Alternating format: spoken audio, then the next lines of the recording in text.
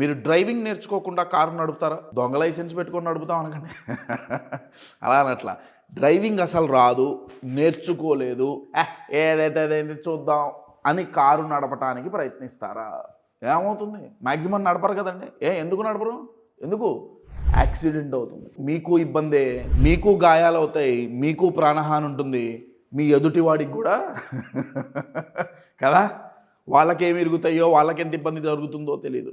నేను ఈ ప్రశ్న ఎందుకు అడుగుతున్నా అంటే, మనం ఒక వెహికల్ నడపాలి అంటే మనకి ఆ నడిపే నైపుణ్యత రానిది, లేనిది, మనం అది చెయ్యాలి అని ప్రయత్నించాం.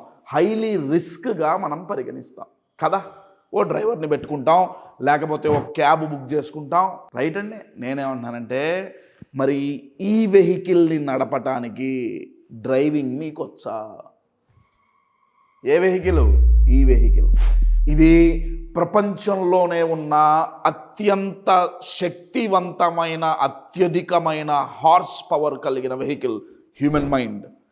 అత్యంత వేగంగా వెళ్ళగలిగిన వెహికల్ హ్యూమన్ మైండ్.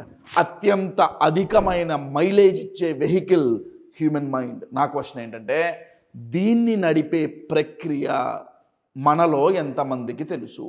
ఎవడికి తోచినట్టు వాడు దీన్ని నడుపుతున్నాడు. యాక్సిడెంట్లు అవుతున్నాయా, అవ్వట్లేదా? నేను మీకు ఒక ఉదాహరణ ఇస్తానండి. ఇప్పుడు ఏవైనా కొన్ని ఇమోషన్స్ తీసుకోండి. కొన్ని సందర్భాల్లో మనం చాలా ధైర్యం చేసి ఒక అడుగు ముందుకేసి ఏం జరుగుతుందో తెలియదు, వర్కౌట్ అవుతుందో కాదో తెలియదు, కానీ ధైర్యంగా ఒక అడుగు ముందుకేసి రిస్క్ తీసుకోవాల్సిన సందర్భాలు ఉంటాయి. అటువంటి పరిస్థితుల్లో భయం అనే ఒక ఇమోషన్ వచ్చి మనల్ని ఇబ్బంది పెడుతుంది. ఎలా డ్రైవ్ చేయాలో తెలియదు, ఆ ఇమోషన్ని ఎలా నడపాలో తెలియదు. కొన్ని సందర్భాల్లో చాలా ఆచితూచి మాట్లాడాల్సి ఉంటుంది. అంటే కొంచెం అటు ఇటు అయినా సరే రిలేషన్షిప్స్ పాడైపోతాయి. కానీ అటువంటి సందర్భాల్లో కోపం అనే ఒక ఇమోషన్ వస్తుంది. అది వచ్చి చాలా వయలెన్స్ క్రియేట్ చేస్తుంది. చేసిందా, చేయలేదా? ఆ ఇమోషన్ అనే కార్ని ఎలా నడపాలో తెలియదు. కొన్ని సందర్భాలలో చాలా ఫాస్ట్గా డిసిషన్స్ తీసుకోవాల్సి ఉంటుంది. రోజుల తరబడి, గంటల తరబడి ఆలోచించేంత టైం ఉండదు. చాలా ఫాస్ట్గా డిసిజన్ తీసుకోవాల్సి ఉంటుంది. కానీ అటువంటి సందర్భాలలో అతిగా ఆలోచించి ఓవర్ థింకింగ్ అనే వెహికల్ వస్తుంది. దాన్ని ఎలా డ్రైవ్ చేయాలి, దాన్ని ఎలా ఆపాలి తెలియదు. అతిగా ఆలోచించి ఆలోచించి ఆలోచించి ఎనర్జీ కోల్పోవట్లేదండి. కోల్పోతున్నావా లేదా? నిద్ర కోల్పోతున్నావా లేదా? Yes or no? కోల్పోతున్నావా లేదా? ఆత్మవిశ్వాసం ఒక్కొక్కసారి కోల్పోతుంటాం ఓవర్ థింకింగ్ చేయబట్టి. ఏం చేయాలో తెలియదు. నా ప్రశ్న ఏంటంటే, ఈ ఇమోషన్స్ అనే వెహికల్స్ని, ఈ ఇమోషన్స్ అనబడే కార్లని నడపటం మనకొచ్చా? రాకపోతే ఏమవుతుంది? యాంగర్ని మేనేజ్ చేయకపోతే రిలేషన్షిప్స్ పాడైతే, మన ఓన్ హెల్త్ పాడవుతుంది. ఫియర్ అనే ఇమోషన్ని కనుక మేనేజ్ చేయకపోతే మన కాన్ఫిడెన్స్ దెబ్బతింటుంది. ఫ్రస్ట్రేషన్ అనే ఇమోషన్ కనుక మనం మేనేజ్ చేయకపోతే మన పీస్ ఆఫ్ మైండ్ దెబ్బతింటుంది. In short my dear friends, emotions అనే వెహికల్స్ని కనుక నడపటం చేత కాకపోతే మన డిసిజన్ మేకింగ్ దెబ్బతింటుంది. మన లైఫ్, మన రిలేషన్షిప్స్, మన బిజినెస్, మన ఫినాన్సెస్ దెబ్బతింటాయి. నా ప్రశ్న ఏంటంటే, డ్రైవింగ్ రాకపోతే ఎందుకు నడుపుతున్నారు? కశ్యప్, మరి డ్రైవింగ్ ఎలా నేర్చుకోవాలి? అది నేర్పించడానికే ఈ వీడియో. ఈ వీడియోలో దీన్ని డ్రైవ్ చేసే విధానాల్లో కొన్ని స్టెప్స్ మనం నేర్చుకుందాం.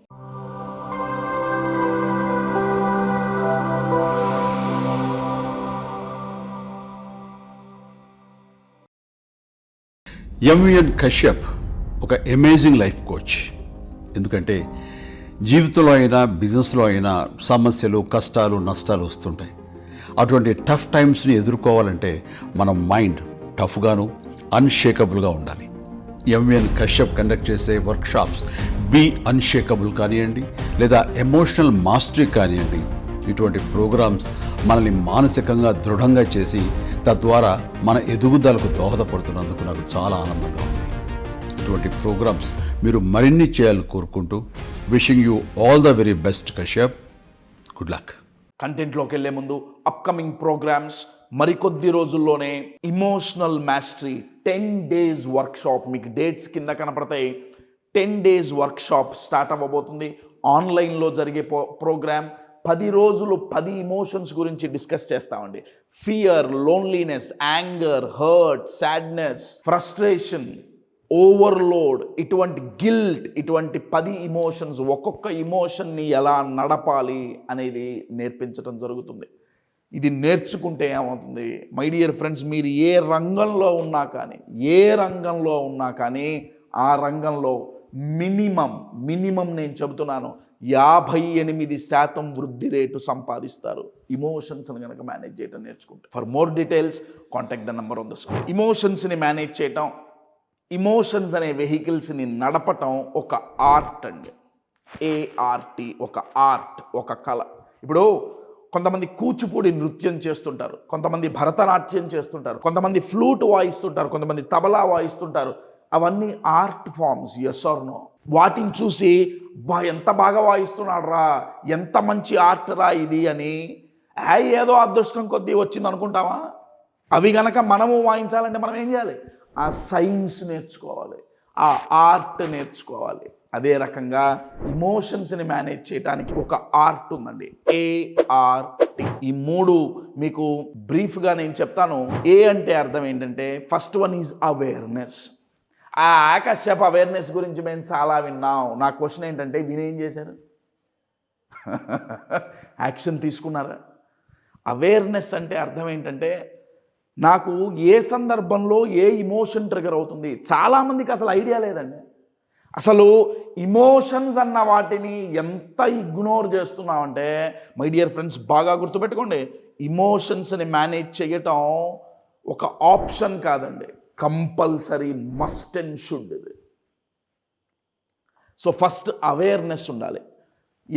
ఎందుకు ట్రిగర్ అవుతున్నాయి ఇమోషన్స్, ఎక్కడి నుంచి ట్రిగర్ అవుతున్నాయి, ట్రిగర్ అయిన ఇమోషన్ యొక్క ప్యాటర్న్ ఏంటి, ఎలా ఆలోచించి భయపడుతున్నాం, ఎలా ఆలోచించడం వల్ల కోపం వస్తుంది, ఎలా ఆలోచించటం వల్ల గిల్ట్ వస్తుంది. నా ఆ ప్యాటర్న్ అవేర్నెస్ ఉండాలి.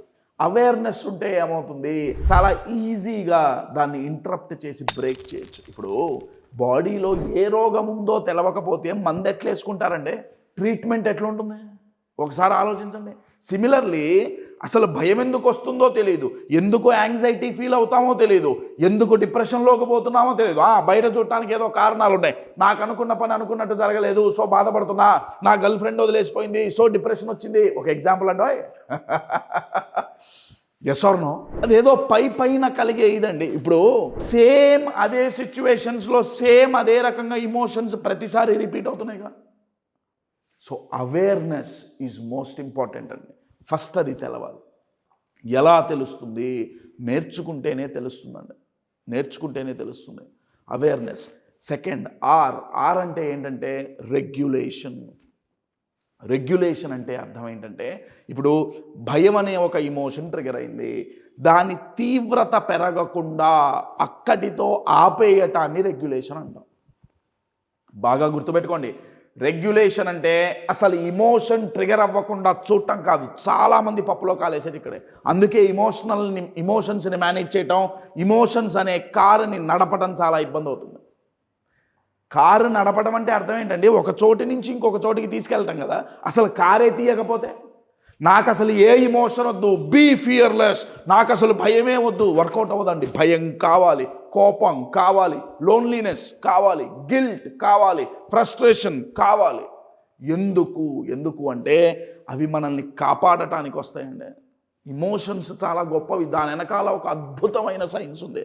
ఇది తెలియక చాలామంది ఏం చేస్తున్నారంటే ఇమోషన్స్ని కంట్రోల్ చేయటానికి ప్రయత్నించి, లేకపోతే అసలు ఇమోషన్స్ని అనుభూతి చెందటానికి రెడీగా లేదు. అందుకేనండి ఇమోషనల్ మాస్టరీ అనే ఈ 10 days ప్రోగ్రాంలో 10 ఇమోషన్స్కి కలిపి 21 ప్యాటర్న్స్ నేర్పించడం జరుగుతుంది. అది నేర్చుకుంటే ఏమవుతుందంటే అవేర్నెస్ వస్తుంది.